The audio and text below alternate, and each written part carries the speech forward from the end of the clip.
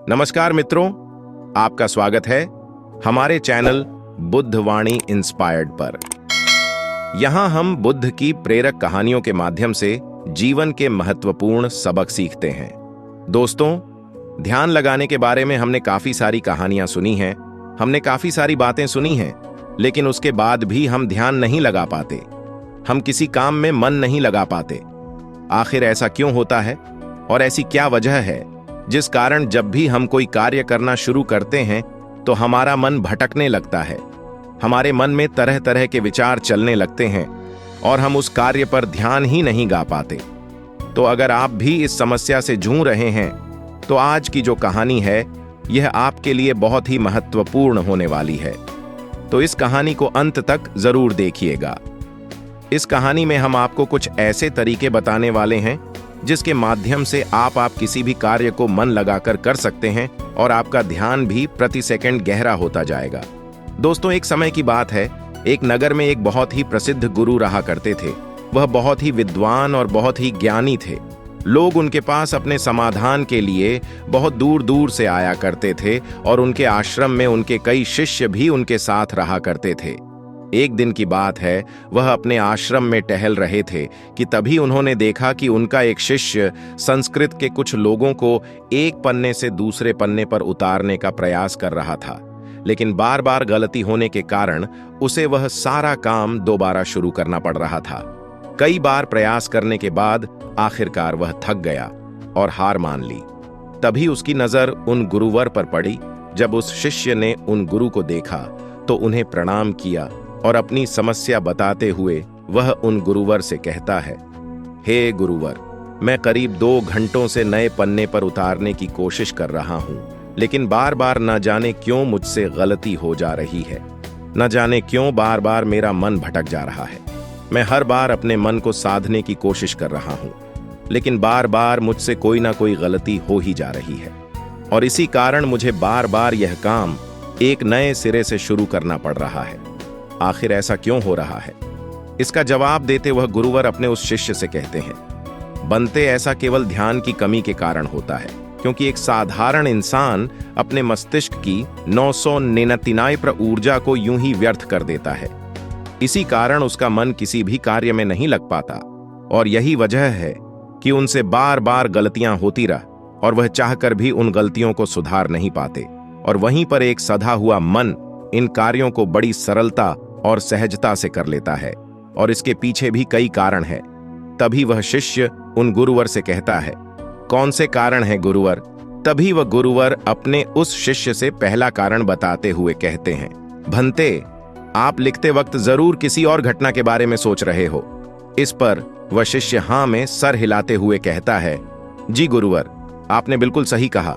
आज सभी शिष्यों की छुट्टी है और सभी अपने अपने कामों से बाहर गए हैं, लेकिन मुझे यह काम मिला है और मुझे इस काम को पूरा करना है। शायद यही कारण है कि मैं ठीक से मन नहीं लगा पा रहा।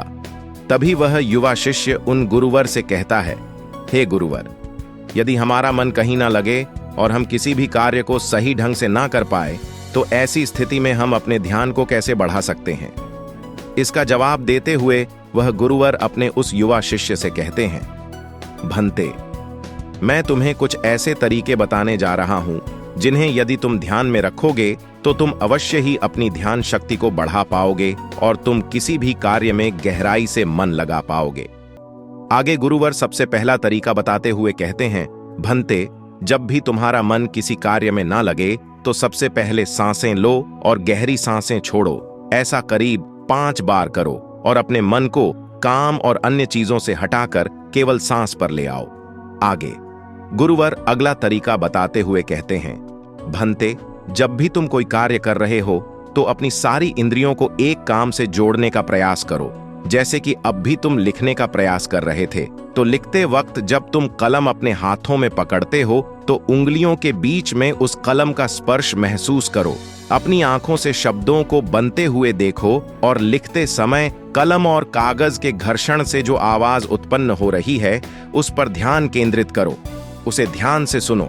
या फिर तुम लिखते समय शब्दों का उच्चारण अपने मन के भीतर गूंजता हुआ महसूस करो और अब अपनी नाक से उस स्याही की गंध को महसूस करो। इससे तुम्हारी सारी इंद्रियां एकजुट हो जाएंगी और एक ही काम से जुड़ जाएंगी। आगे वह गुरुवर कहते हैं, अपने काम के साथ एकजुट हो जाओ, उससे जुड़ जाओ और अपनी इंद्रियों को अपने काम के साथ जोड़ने के बाद तुम्हारा ध्यान अत्यधिक गहरा हो जाएगा। इसका अर्थ यह हुआ कि तुम काम के साथ एक हो चुके हो, यानी कि तुम काम में पूरी तरह से खो चुके हो। और जब तुम इस प्रकार कोई भी कार्य करोगे तो तुम्हें समय का पता भी नहीं चलेगा और तुम्हारे कार्य में कोई भी गलती भी नहीं होगी। लेकिन मेरी एक बात और याद रखना, यदि बीच बीच में तुम्हारा मन भटकने लगे, तुम्हारे मन में तरह तरह के विचार उठने लगे और तुम्हारा मन यहाँ वहां भागने लगे, तो डरना मत। तुम दोबारा से निश्चय करना और दोबारा से ध्यान लगाने का प्रयास करना। देखते ही देखते तुम इस अभ्यास में निपुण हो जाओगे और तुम्हारा ध्यान अत्यधिक गहरा होता चला जाएगा। उस शिष्य ने उन गुरुवर की सारी बातें ध्यानपूर्वक सुनी और उसके बाद उसने ऐसा ही किया। और देखते ही देखते वह अपने कार्य में इतना खो गया कि जहां जहां वह गलतियां कर रहा था, वहां पर अब उससे कोई भी गलतियां नहीं हो रही थीं। और तो और उसने अपना सारा कार्य एक बार में ही पूरा कर लिया। और ऐसा इसलिए हो पाया क्योंकि हमारा सारा ध्यान हमारी इंद्रियों में बटा होता है। और इसलिए हमें अपनी इंद्रियों को एक कार्य पर लगाना बहुत आवश्यक है, क्योंकि यदि हमारा ध्यान इन इंद्रियों में बटा रहेगा तो हमारा मन भटकता रहेगा। जहां जहां भी हमारी इंद्रियां भागी, वहां वहां हमारा मन भी भागेगा। लेकिन वहीं पर यदि आपने अपनी सारी इंद्रियों को केवल एक ही कार्य पर लगा दिया तो आपका मन भटकना बंद हो जाएगा और इस समय आप बहुत ही अत्यधिक गहरे ध्यान में पहुंच जाएंगे। किंतु साधारण मन इसे ज्यादा देर तक साध नहीं सकता।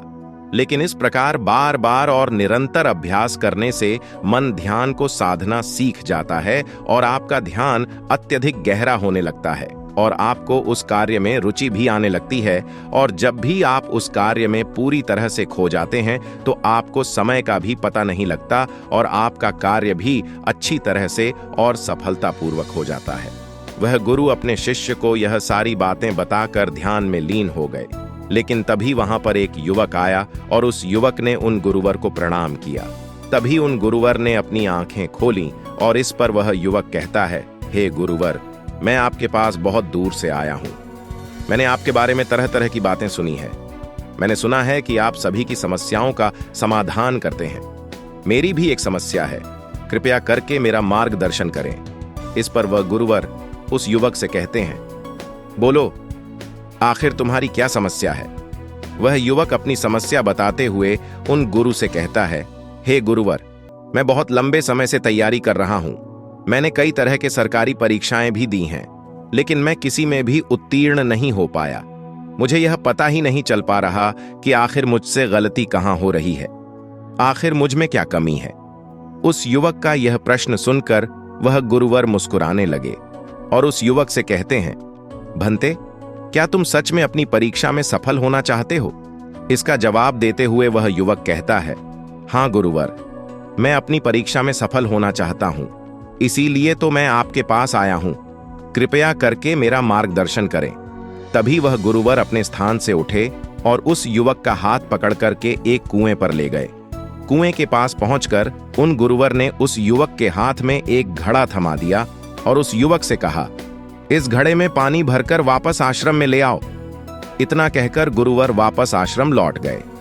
लेकिन वह युवक वहीं खड़ा खड़ा यह सोच रहा था, भला इस घड़े में पानी भरने से मुझे मेरे प्रश्न का उत्तर कैसे मिलेगा?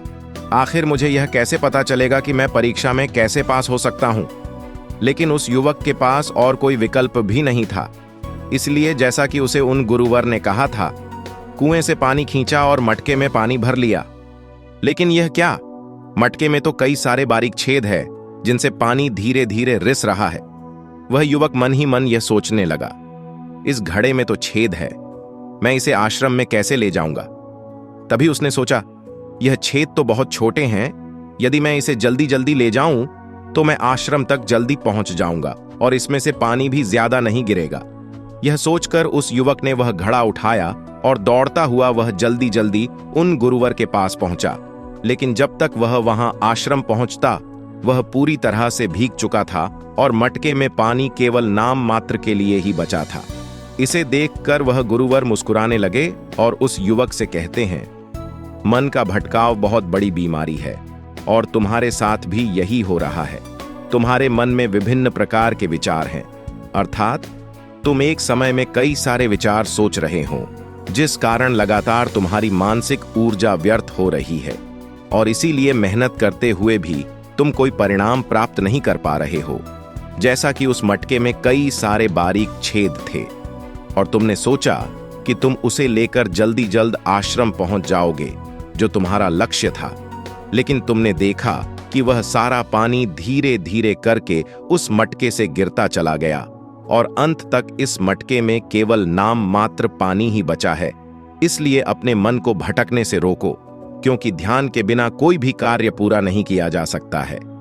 इस पर कुछ लोग जरूर कहेंगे कि कुछ काम केवल शारीरिक शक्ति से ही होते हैं, लेकिन याद रखें कि शरीर भी मन के आदेश पर ही चलता है, इसलिए सारे कार्य मानसिक शक्ति से ही संभव हो पाते हैं।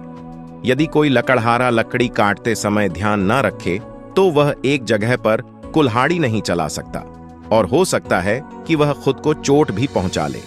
इसलिए जानकारी और हर कार्य का मूल तत्व है ध्यान। और यदि तुम अपने जीवन में कुछ बड़ा हासिल करना चाहते हो, इस परीक्षा में सफल होना चाहते हो, तो तुम्हें एक जगह तो ध्यान लगाना सीखना ही होगा, क्योंकि तुम जैसी आदत डालोगे वैसा ही तुम्हारा मन बनता चला जाएगा। इसलिए जब भी तुम छोटे से छोटा कार्य भी करो तो उसे पूरा मन लगाकर करो। ऐसा करने से हमारे मन का स्वभाव बदलने लगता है और हम किसी भी कार्य में मन लगाने लगते हैं। और यदि एक बार तुमने इसमें निपुणता हासिल कर ली तो तुम्हें सफलता अवश्य मिलेगी। तभी वह युवक उन गुरुवर से कहता है, किंतु गुरुवर, जब भी मैं पढ़ने बैठता हूं तो मन में तरह तरह के विचार आने लगते हैं और मैं मन के उन विचारों में हटा चला जाता हूं। मैं चाहकर भी अपने मन को रोक नहीं पाता। ऐसी स्थिति में मैं मन के उन विचारों को कैसे छोड़ सकता हूं? इस पर वह गुरुवर मुस्कुराते हुए उस युवक के हाथों में गिलास थमा है और उस गिलास में लबालब पानी भर देते हैं और उस युवक से कहते हैं, यह गिलास जो तुम्हारे हाथ में है, इस गिलास में से एक भी बूंद पानी नीचे नहीं गिरना चाहिए, इसे पकड़कर रखो हो इस पर। वह युवक कहता है, लेकिन कब तक? इसके जवाब में वह गुरुवर उस युवक से कहते हैं, जब तक यह गिलास मैं तुम्हें नीचे रखने के लिए ना कहूं। उस युवक ने उन गुरुवर की बात मान ली और तत्परता के साथ गिलास लेकर वह खड़ा हो गया। आखिर में उसे भी तो अपनी योग्यता उन गुरुवर को साबित करनी थी। शुरू में सब कुछ ठीक चल रहा था, लेकिन कुछ ही देर बाद उसके मन में तरह तरह के विचार उठने लगे और यह सोचने लगा, आखिर यह सब करने से भला क्या होगा? मैं चाहे कितनी भी कोशिश कर लूं, लेकिन मेरा मन मेरे बस में नहीं आने वाला। मैं उस पर नियंत्रण नहीं साध सकता, मैं कभी नहीं बदल पाऊंगा। यह सोचकर वह लड़का मन ही मन असहज होने लगा। वह लगातार कोशिश करता रहा, लेकिन अब उसके शरीर के हिलने से बार बार पानी गिलास से नीचे गिर रहा था और जमीन पर फैल रहा था। यह देख वह गुरुवर उस युवक से कहते हैं, बेटा, जब तक तुम्हारा मन शांत था तब तक पानी की एक बूंद भी गिलास से नीचे नहीं गिरी, लेकिन जैसे ही तुम्हारे मन में तरह तरह के विचार उठने लगे, तुम्हारा शरीर भी वैसी ही प्रतिक्रिया देने लगा और तुम्हारे शरीर की प्रतिक्रिया देने के कारण गिलास से पानी नीचे गिरने लगा और जमीन पर फैलने लगा। आगे और गुरुवर उस युवक को समझाते हुए कहते हैं, बेटा, जैसे गर्म लोहे पर हथौड़ी की चोट पड़ती है तो वह एक नया आकार लेता है, ठीक उसी तरह से एक विचार छोटे हथौड़े के ऐसा होता है जिसकी चोट से इंसान का शरीर, व्यक्तित्व और मन आकार लेने लगता है। अर्थात तुम्हारा यह मन ग्लास में पानी की तरह है और यह बहुत आसानी से भटक जाता है, विचलित हो जाता है। यदि तुम चाहते हो कि ग्लास में भरा हुआ यह पानी शांत रहे तो इसके लिए तुम्हें अपने मन को शांत रखना होगा। इसके बाद गुरुवर उस युवक को कहते हैं, अब इस ग्लास को एक बार फिर से पकड़ो और अपना सारा ध्यान अपनी सांस पर ले आओ। सांसों को अपने पेट में, सीने में आता जाता महसूस करो। हाथ में जो दर्द है, जो असहजता हो रही है, उसे जाने दो। मन में जो विचार आ रहे हैं उन्हें जाने दो। खुद को यह याद दिलाओ कि तुम मन नहीं हो, बल्कि मन को देख रहे हो। तुम सांस भी नहीं हो, तुम सांस को देख रहे हो। ऐसा याद करने से विचार आकर चले जाएंगे, लेकिन तुम्हें विचलित नहीं कर पाएंगे। थोड़ी देर तक वह लड़का यूं ही अभ्यास करता रहा और अब तक पानी के उस गिलास से एक भी बूंद पानी नीचे जमीन पर नहीं गिरी। यह देखकर वह गुरुवर मुस्कुराए और उस युवक से कहते हैं, बेटा, बस अब यही अभ्यास अपने काम और पढ़ाई में करना, इससे मन धीरे धीरे शांत होने लगेगा। फिर कोई भी बड़ी चीज हासिल करना मन के लिए स्वाभाविक हो जाएगा। इस प्रकार तुम किसी भी बड़े से बड़ा लक्ष्य को हासिल कर सकते हो, और यदि तुम किसी परीक्षा में सफल भी होना चाहते हो तो यह भी तुम्हारे लिए बहुत सहजता से हो जाएगा। इतना कहकर वह गुरुवर शांत हो गए, और वह युवक भी यह समझ चुका था कि आखिर वह इतने सारी परीक्षाएं देने के बाद भी अब तक सफल क्यों नहीं हो पाया। उसने उन गुरुवर को प्रणाम किया और वापस अपने घर लौट आया। दोस्तों, इस कहानी से हमने कई सारी महत्वपूर्ण बातें सीखी हैं। चलिए एक एक करके उनके बारे में जानते हैं। सबसे पहले, पांचों इंद्रियों को एक काम पर लगाओ। गहरी सांसें लो और गहरी सांसें छोड़ो, ध्यान सांस पर ले आओ और बाकी सारी चीजें छोड़ दो। दूसरी बात, सभी इंद्रियों को केवल एक काम से जोड़ो। कान, आंख, नाक, स्पर्श, हर तरह से काम से जुड़ जाओ, उस काम में एक हो जाओ। तीसरा, यदि ध्यान टूट भी जाए तो इसमें घबराने की कोई जरूरत नहीं। एक बार फिर निश्चय करो और दोबारा से प्रयास करो। दोबारा से अपने काम में पूरी तरह से मग्न होने का प्रयास करो।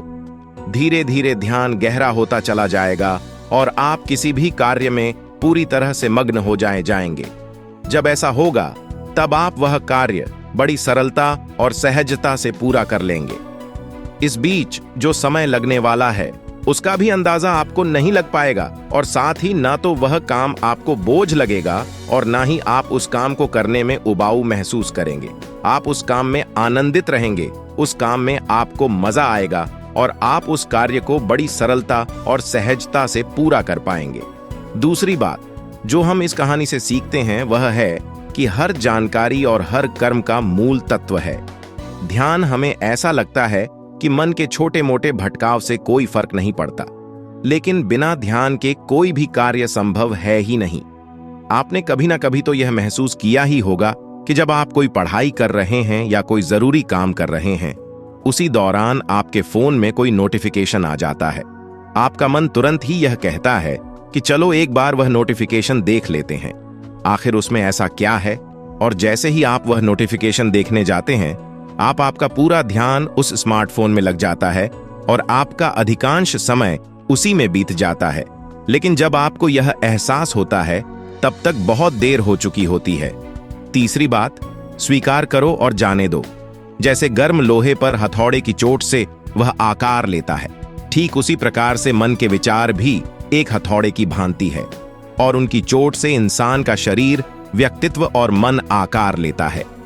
आपने यह भी जरूर देखा होगा कि जब हमारे मन में सकारात्मक विचार होते हैं तो हम बहुत ही पॉजिटिव, अच्छा और हल्का महसूस करते हैं। वहीं जब हमारे मन में नकारात्मक विचार होते हैं तो हम बहुत ही भारी, परेशान और चिंतित महसूस करते हैं। साथ ही हमारा शरीर भी बहुत थका थका महसूस होता है। इसलिए छोटे से छोटे विचारों पर हमें ध्यान देना आवश्यक है। इसीलिए हमें जागरूक रहना आवश्यक है, और इसीलिए अनचाहे विचारों को अपने मन में ना आने देना। उन्हें जाने दो, बल्कि अपने सांसों पर ध्यान रखो। खुद को यह याद दिलाओ कि मैं मन नहीं हूं, मैं तो मन को देख रहा हूं। मैं सांस नहीं हूं, मैं तो सांसों को देख रहा हूं। जो भी विचार आए उसे स्वीकार करो और जाने दो। ऐसा करने से मन अनचाहे विचारों से मुक्त हो जाएगा और आप एक पानी में पत्ते की तरह पानी के ऊपर तैरने लगेंगे, जिससे आप आनंदित और खुश महसूस कर पाएंगे। आपका शरीर हमेशा तंदुरुस्त और स्फूर्ति महसूस कर पाएगा, और ना ही आपका मस्तिष्क किसी भी प्रकार के तनाव और चिंता में डूब पाएगा। इस प्रकार आप सही निर्णय भी ले पाएंगे और आपका ध्यान भी गहरा होता चला जाएगा। देखते ही देखते आप हर काम में मन भी लगा पाएंगे और आप हर किसी कार्य में सफलता हासिल कर पाएंगे। जैसा भी आप चाहेंगे आप वैसा कर पाएंगे। अगर आपको यह वीडियो अच्छी लगी हो तभी इस वीडियो को लाइक कर देना, और आपने अब तक इस चैनल को सब्सक्राइब ना किया हो तो चैनल को सब्सक्राइब भी जरूर कर देना। आपका हर दिन शुभ हो। धन्यवाद।